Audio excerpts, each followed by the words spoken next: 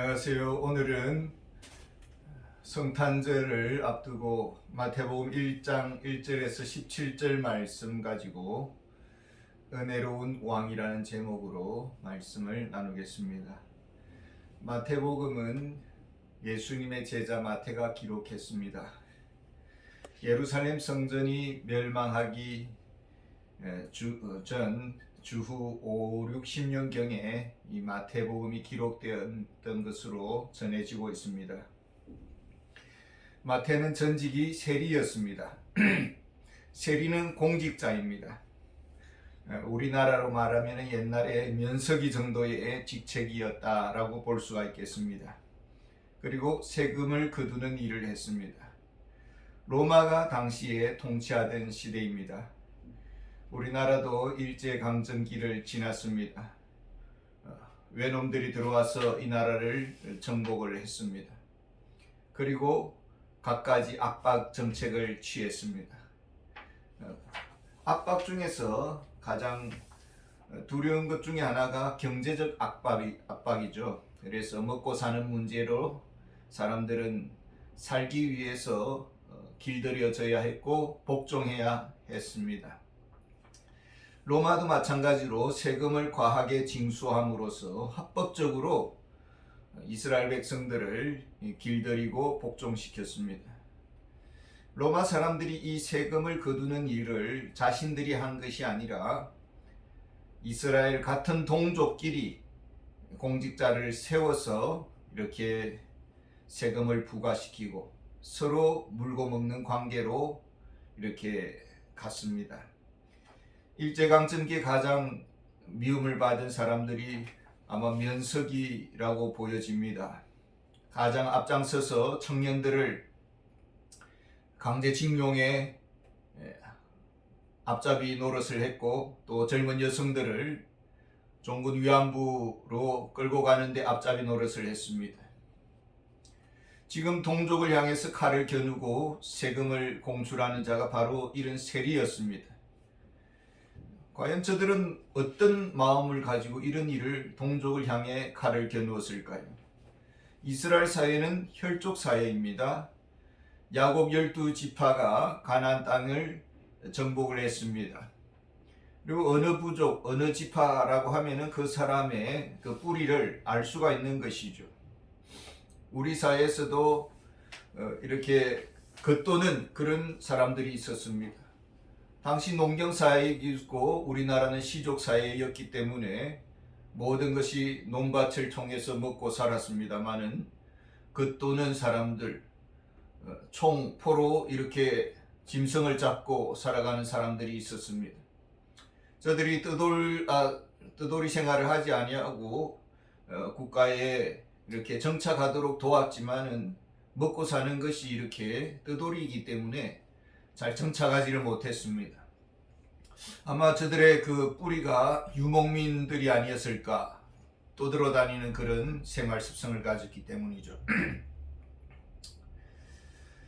아마 세리들은 같은 동족이지만은 그 근본이 없는 그런 사람들이었다고 보여지고 많은 이방인처럼 또 서름을 당했습니다.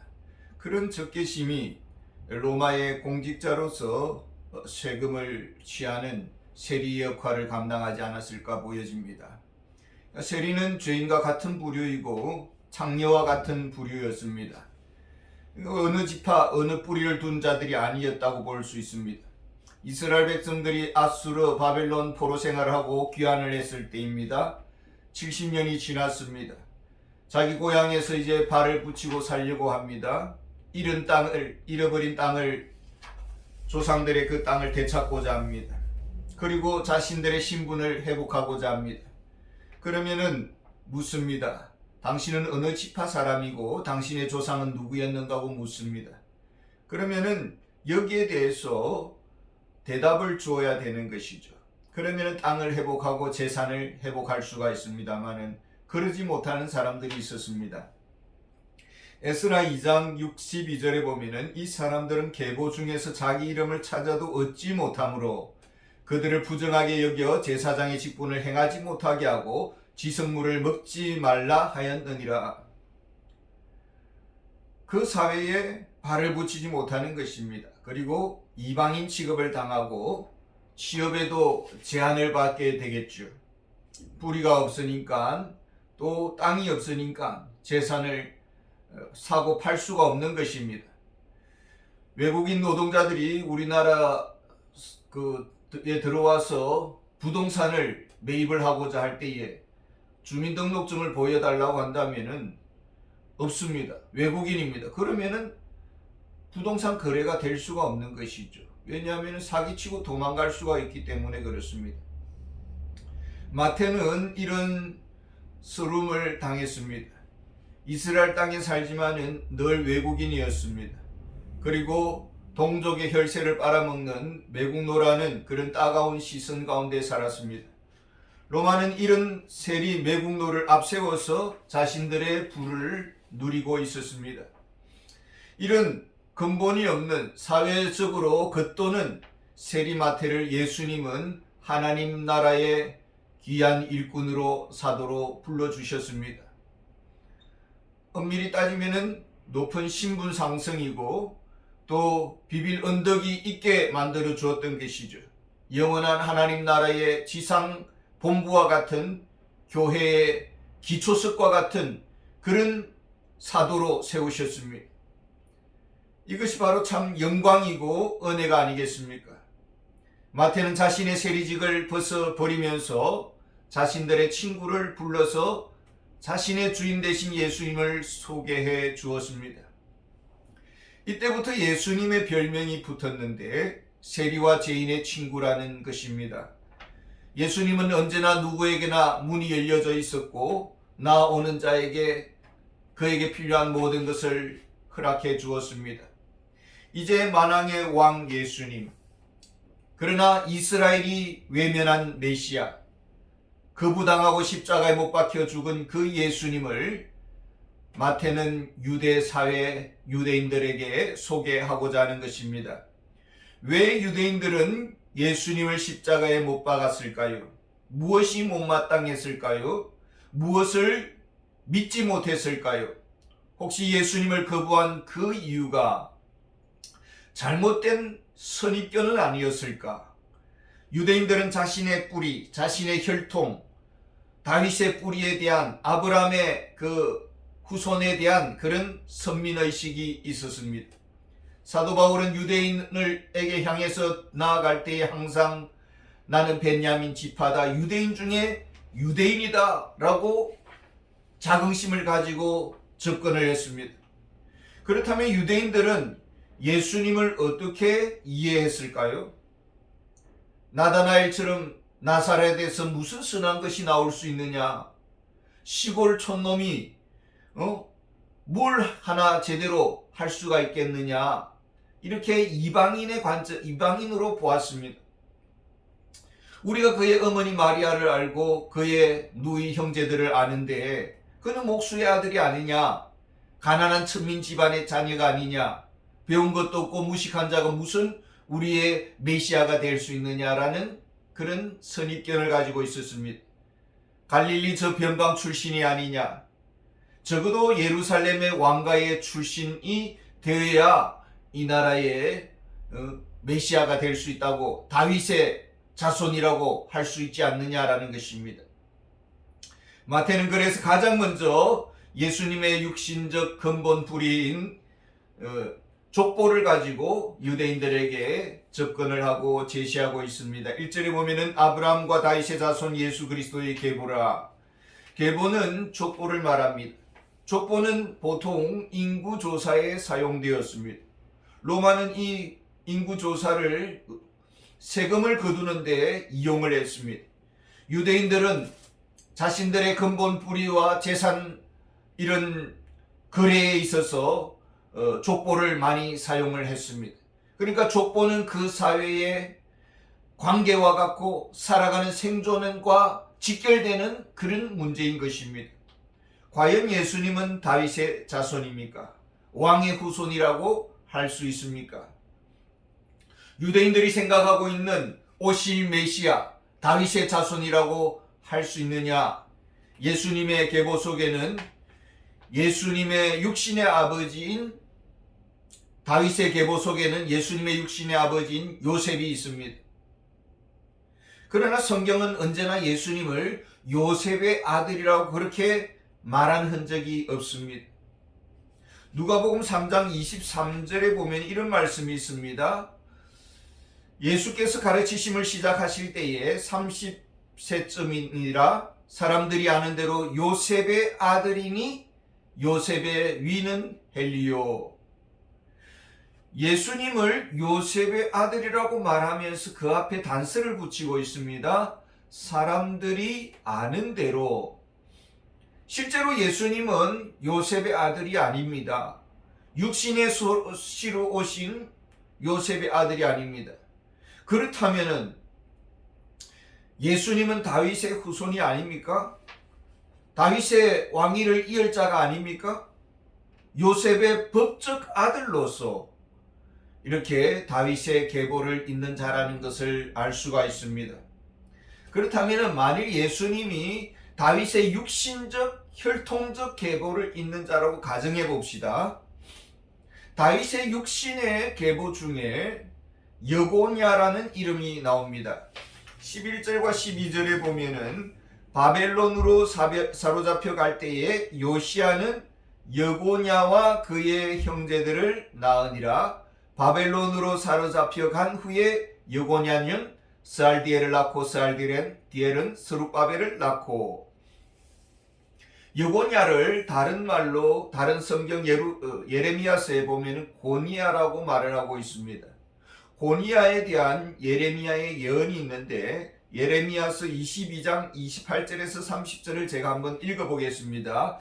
이 사람 고니야는 천하고 깨진 그릇이냐 좋아하지 아니하는 그릇이냐 어찌하여 그와 그의 자손이 쫓겨나서 알지 못하는 땅에 들어갔는고 땅이여 땅이여 땅이여 여호와의 말을 들을지니라. 여호와께서 이와 같이 말씀하시니라.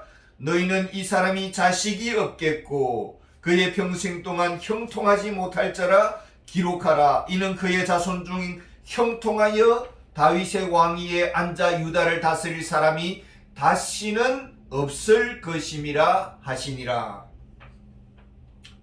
다윗의 왕가의 저주가 지금 예레미야를 통해서 내려지고 있습니다.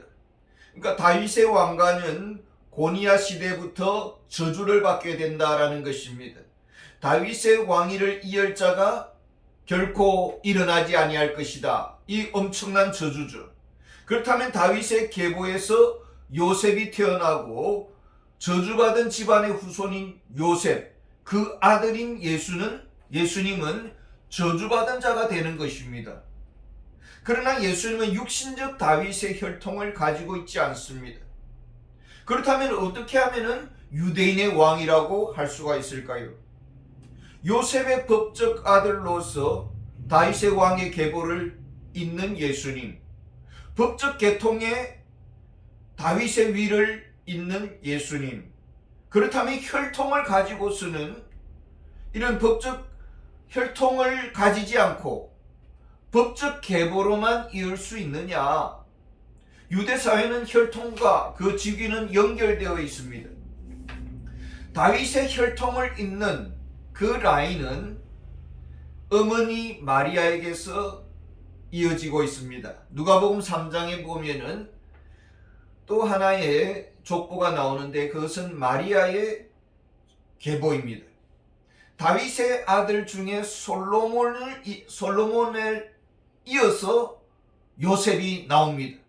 이것은 예수님은 다윗의 법적 왕위를 잇는 위치다라는 것을 말해주고 있습니다. 동시에 다윗의 아들 중에 나단이라는 사람이 있습니다. 이 나단의 후손 중에 마지막으로 나오는 사람이 헬리인데 헬리는 누구냐 하면은 요셉의 아버지가 아니고 마리아의 아버지입니다. 그렇다면 마리아는 다윗의 혈통을 잇는 자입니다. 예수님은 마리아의 몸에서 나신 분이시므로 다윗의 혈통을 잇는다라고 볼 수가 있는 것입니다. 물론 엄밀히 따지면은 성령으로 나신 분이십니다. 저주받은 왕가 다윗의 왕가. 그러나 하나님은 다윗과의 언약을 끝까지 지키시는 분이시죠. 그래서 사무엘하 7장 12절 13절에 보면은 하나님께서 다윗에게 언약을 맺으십니다. 내 수완이 차서 내 조상들과 함께 누울 때에 내가 내 몸에서 날 내 씨를 내 뒤에 세워 그의 나라를 견고하게 하리라. 그는 내 이름을 위하여 집을 건축할 것이요 나는 그의 나라 왕위를 영원히 견고하게 하리라. 솔로몬은 다윗의 위를 이었지만은 견고하게 세우지는 못했습니다. 이 다윗의 언약은 예수 그리스도께서 십자가에 죽으시고 부활하시고 승천하시면서 만왕의 왕으로 만주의 주로 등극하십니다. 그러면서 다윗 언약은 예수님에게서 성취되는 것입니다. 이제 유대인들이 그렇게 자랑하는 아브라함의 자손, 그 혈통 속에 예수님이 있습니다. 아브라함의 아들 이삭, 이삭의 아들 야곱, 야곱의 아들 유다. 그런데 가만히 보시면은 사실은 신통치 않습니다. 아브라함은 여종 하갈을 통해서 이스마엘을 낳았습니다. 믿음을 지키지 못했습니다. 외도했습니다. 이삭은 야곱만 낳은 것이 아니라 에스를 먼저 낳았습니다만 이 에스는 육신적으로 장자이지만은 이방 여인과 결혼하면서 아버지의 곁을 떠났습니다. 야곱의 아들은 본래 장자가 르우벤인데 르우벤은 아버지의 침상을 더럽힌 자입니다. 그리고 지금 여기에 유다가 장자로 이어지고 있습니다만은 유다는 가나안 땅에 가서 가나안 여인 수아라는 사람의 몸을 통해서 세 아들을 낳습니다. 엘과 오난과 셀라라는 세 아들을 낳는데 누구의 몸을 통해서 낳느냐 하면은 이 수아라는 가나안 이방 여인을 통해서 낳죠. 그리고 엘이라는 사람은 그 처가 다말입니다. 근데 엘은 하나님의 저주를 받아서 죽었습니다. 둘째도 오난도 하나님의 저주를 받아서 죽었습니다. 셀라는 어린 막둥이인데 아직 자라지 못했습니다. 근데 셀라가 이렇게 장성해서도 이렇게 다말에게 가게 해서 이렇게 그 계보를 잊게 하지 않았습니다. 그래서 친정에 있던 다말이 변장을 해가지고 유다 시아버지를 미혹해가지고 이렇게 건친상간을 통해서 난 자가 베레스와 세라입니다.